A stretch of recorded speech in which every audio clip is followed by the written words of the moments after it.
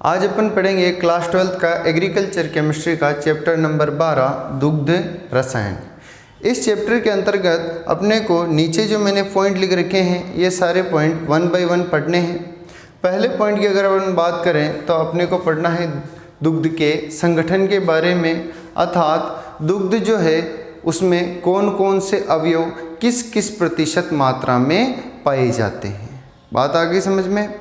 दूसरा अपना पॉइंट है शुद्ध, स्वच्छ एवं सुरक्षित दुग्ध का उत्पादन। ठीक है, दुग्ध जो है वह कैसा होना चाहिए? शुद्ध होना चाहिए, सुरक्षित होना चाहिए और दूसरा क्या होना चाहिए? स्वच्छ होना चाहिए। इसके लिए अपने को क्या क्या कार्य करने चाहिए ये अपने को पढ़ना है। नेक्स्ट अगला है दुग्ध प्रसंस्करण। दुग्ध प्रसंस्करण से क्या अभिप्राय है? तो दूध दोहने के बाद जब उसे प्रयोग में लाया जाता है तो उसके बीच में उसको कई प्रोसेस से गुजारा जाता है, यही क्या कहलाता है? दुग्ध प्रसंस्करण। बात आ गई समझ में। नेक्स्ट अगला है गुणवत्ता परीक्षण। जो दुग्ध है वह किस गुणवत्ता का है? वह गुणवत्ता यानी कि मनुष्य के उपयोग के लिए लायक है या नहीं है। ठीक है, उसके लिए अपन क्या करते हैं? गुणवत्ता परीक्षण करते हैं, वो भी अपने को इसी चैप्टर में पढ़ना है।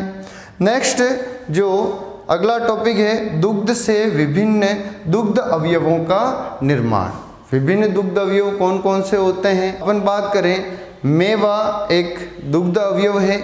ठीक है, इसके बाद पनीर एक दुग्ध अवयव है, क्रीम एक दुग्ध अवयव है, दही एक दुग्ध अवयव है, घी एक दुग्ध अवयव है।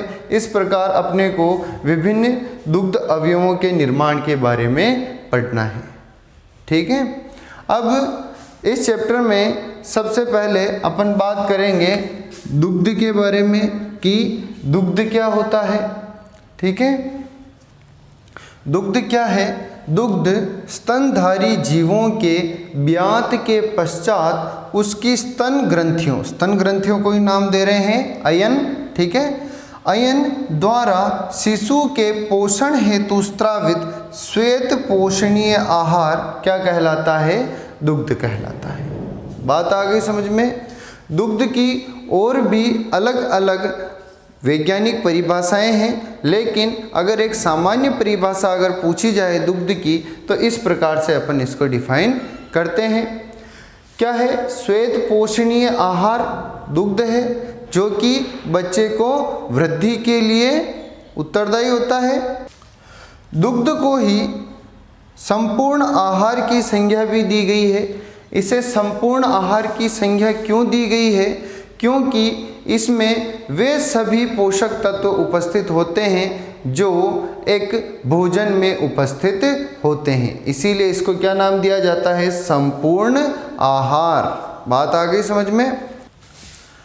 अब इसके बाद अपना अगला जो टॉपिक है वो है दुग्ध का संगठन। ठीक है, अपन बात करते हैं दुग्ध के संगठन की। दुग्ध के संगठन की अगर अपन बात करें तो दुग्ध में सर्वाधिक मात्रा में पाया जाने वाला पदार्थ होता है जल।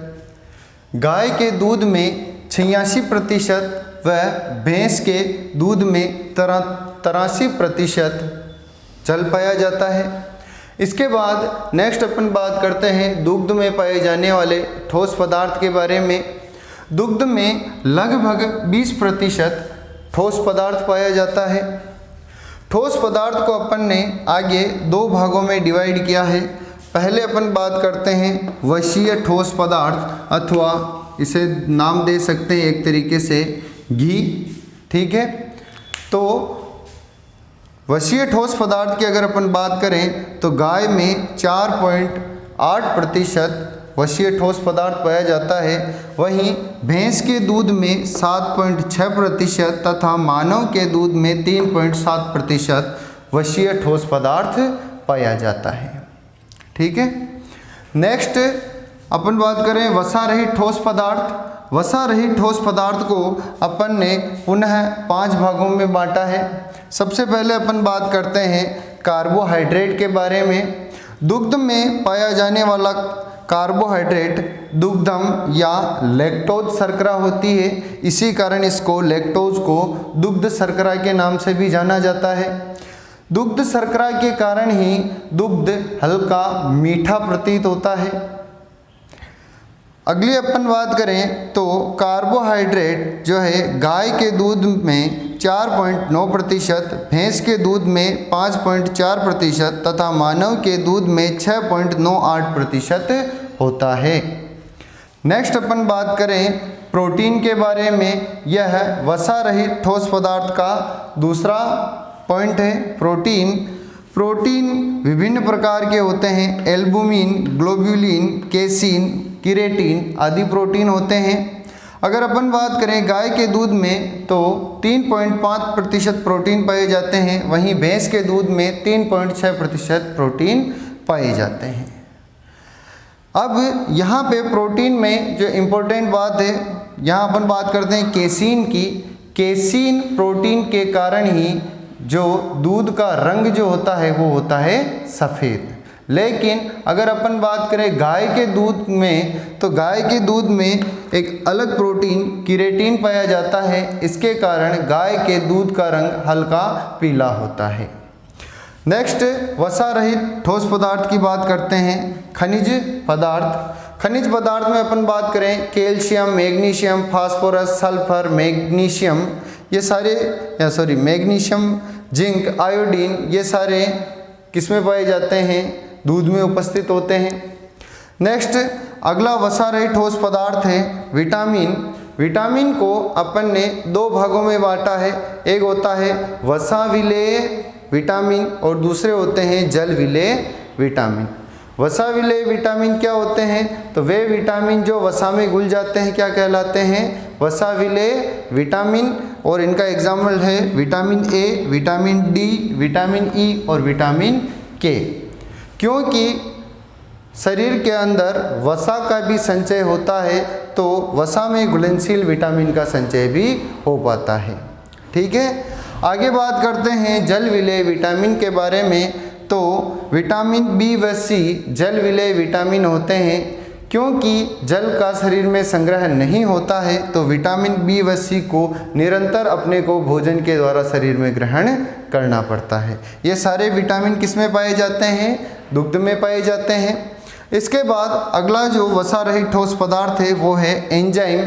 दुग्ध में विभिन्न एंजाइम जैसे प्रोटीएज, लाइपेज आदि भी उपस्थित होते हैं। अब इसमें इस सारणी में जो सबसे ज़्यादा पूछे जाने वाला पॉइंट है वो है इनकी प्रतिशत मात्राएं। बोर्ड परीक्षा में एक न एक क्वेश्चन इस सारणी से बनता है। उसमें या तो पूछा जाता है इनकी प्रतिशतताएं पूछी जाती है अवयवों की। दूसरा ये पूछा जा सकता है कि दुग्ध का मीठापन किस कारण होता है? दुग्धम शर्करा के कारण होता है। नेक्स्ट दुग्ध का सफ़ेद रंग किस कारण होता है? केसिन प्रोटीन के कारण होता है। नेक्स्ट पूछा जा सकता है कि गाय का दूध हल्का पीला क्यों होता है? केराटिन प्रोटीन के कारण होता है।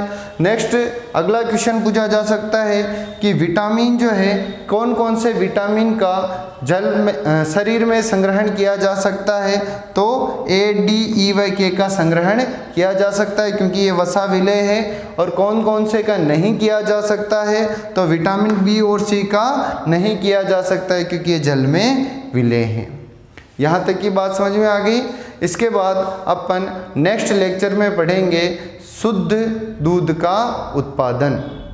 Thank you.